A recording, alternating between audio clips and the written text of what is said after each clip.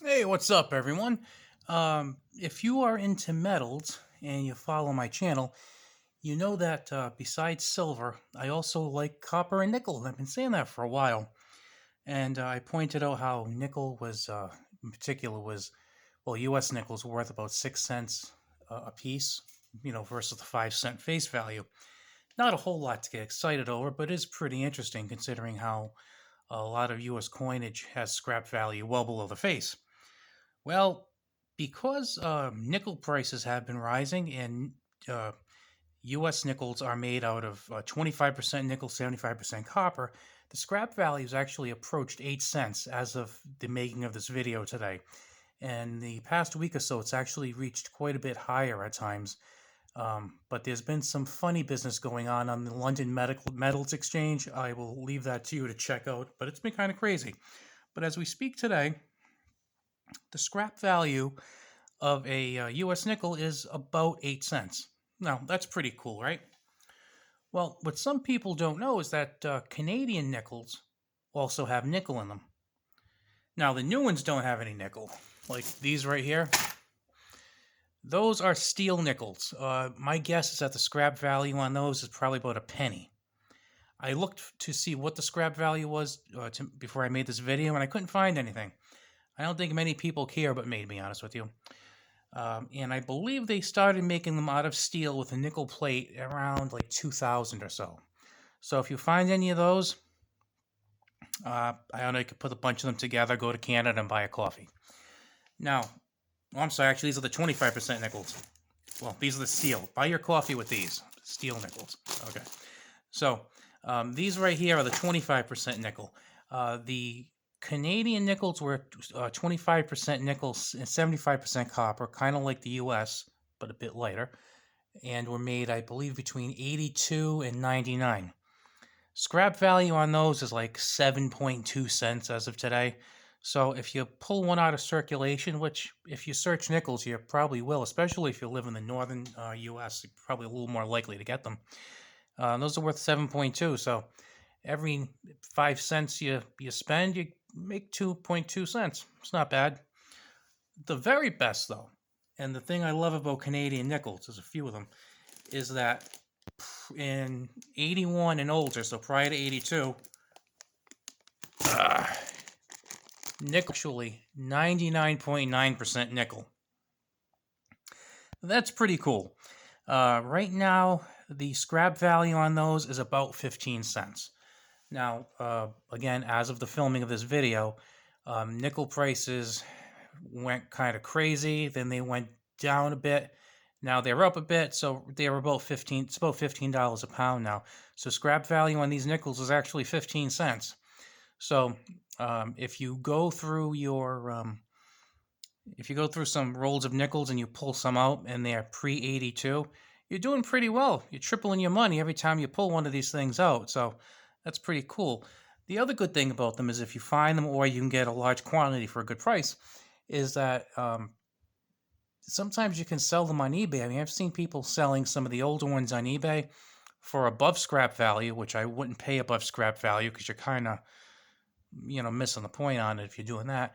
But then some of the older ones, especially, pretty good because they actually end up selling for quite a bit above if people are trying to put books together, which I kind of think a lot of people might be doing right now, putting collections, because I tend to buy my Whitman coin folders at Amazon, and I wanted to pick up some Whitman coin folders to try and put a set of nickels together because I think I have a pretty good chance of assembling, if not a whole complete set, pretty close to one.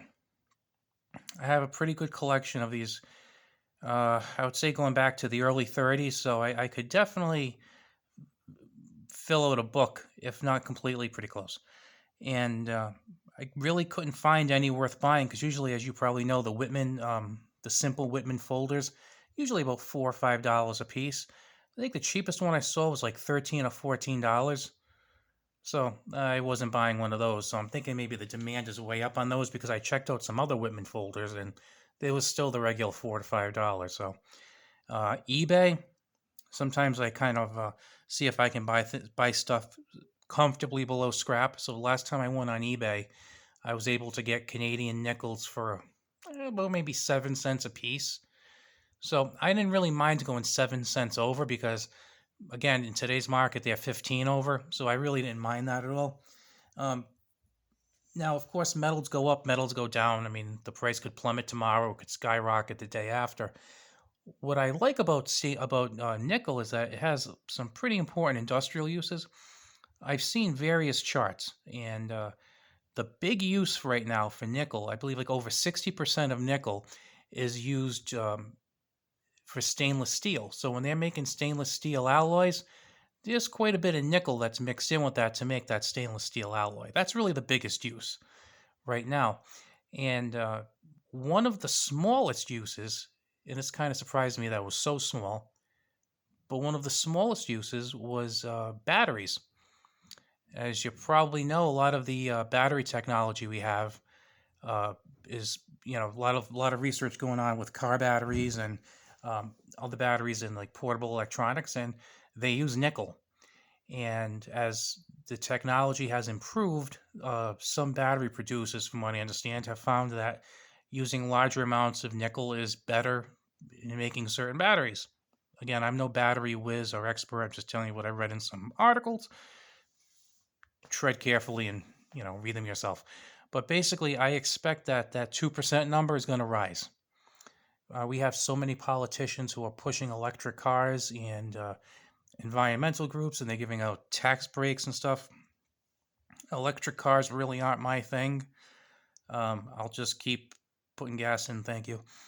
But I know a lot of people do like them. They're very interested in them, and my guess is that we're going to see large year-over-year increases in electric vehicles and more need for battery power, both for the cars, and I'm seeing like home like generator systems that have backup batteries, and of course consumer electronics that use like rechargeable batteries. So I think that 2% is really going to jump up quite a bit. And while nickel, there's it's not like it's a scarce metal by any means. I mean, it's sold by the ton and often priced by the pound for consumer consumption.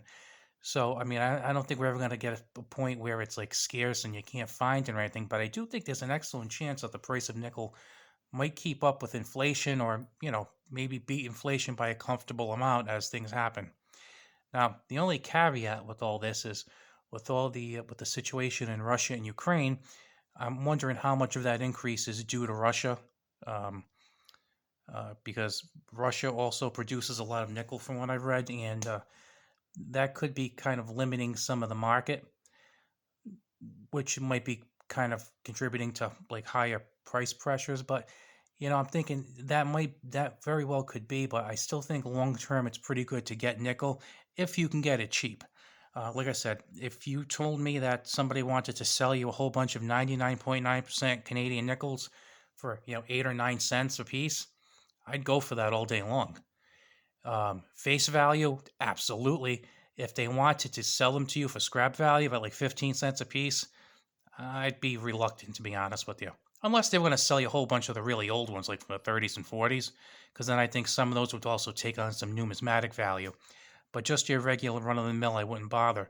But I think it could be pretty productive if you did some coin searches, like some nickel roll searches, and just pulled out some Canadians, because even just pulling out a whole bunch of U.S. coins, um, you can pull out some older Jefferson nickels, and then I always end up finding a few Canadians. I'm in the Northeast, so I probably have a better shot at finding a lot of Canadian nickels than people who are maybe 800 or 900 miles south of me, and probably not as good as people who are a few hundred miles closer to the Canadian border.